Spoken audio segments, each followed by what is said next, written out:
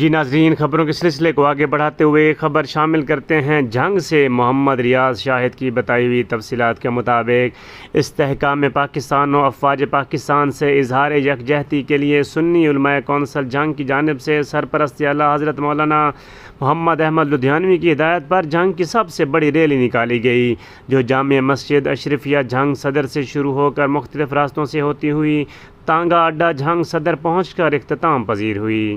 Rally میں حافظ خالد محمود جھنگوی، قاری رفیق حیدری، خالد جنیجو، رانا شوکت علی، مولانا عبدالغفور جھنگوی، محمد اکرم قریشی، قاری عبدالرحمن شاکر سمیت علماء کرام اور پاکستان اور افواج پاکستان سے محبت کرنے والے جھنگ کے غیور شہریوں نے سینکڑوں کی تعداد میں شرکت کی۔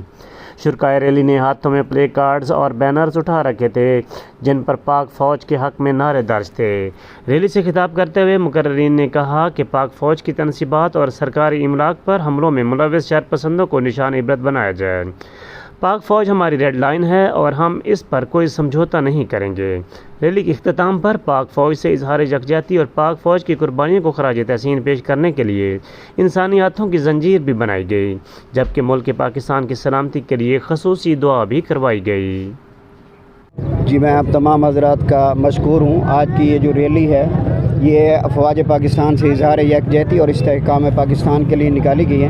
قائد اہل سنت مولانا محمد احمد لدھیانوی نے 9 مئی کو جو پورے ملک میں جلاؤ گھراؤ ہوا، جو تباہی اور بربادی ہوئی، اس کے خلاف اظہار یکجہتی کے لیے یہ ریلی کا حکم فرمایا تھا۔ پورے ملک میں سنی علماء کونسل ریلیاں نکال رہی ہے۔ ہم نے بھی قائد اہل سنت کے حکم پر یہ کڑکتی دھوپ میں ہم نے یہ پسینہ بہا کر یہ ثابت کیا ہے کہ پاک فوج کا یہاں پہ پسینہ گرے گا، وہاں پہ ہم اپنا خون دیں گے۔ وہ لوگ جو پاک فوج کے خلاف بولتے ہیں، پاک فوج میں مثال کے طور پر کور کمانڈر کے گھر کو نہیں بخشا گیا، GHQ کے اندر داخل ہو گئے۔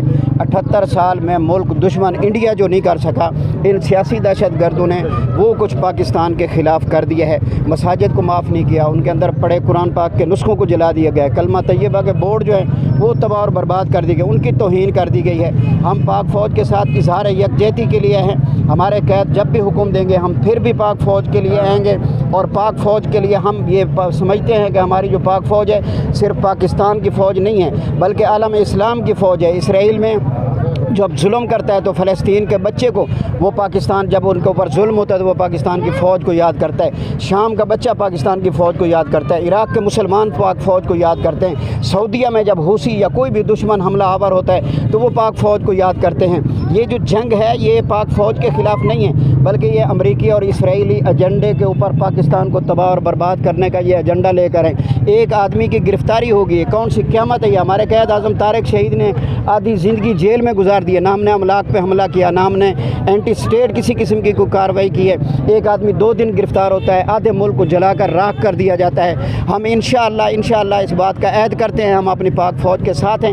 کوئی ہمیں یہ تانا نہ دے کہ یہ پاک فوج کے ایجنٹ ہیں۔ ہاں ہم کہتے ہیں ہم پاک فوج ہیں، ہم ISI ہیں۔ ہم اپنی فوج کے کندھے کے ساتھ کندھا ملا کر اپنے قائد کے حکم پر انشاءاللہ شانہ بشانہ کھڑے ہیں اور کھڑے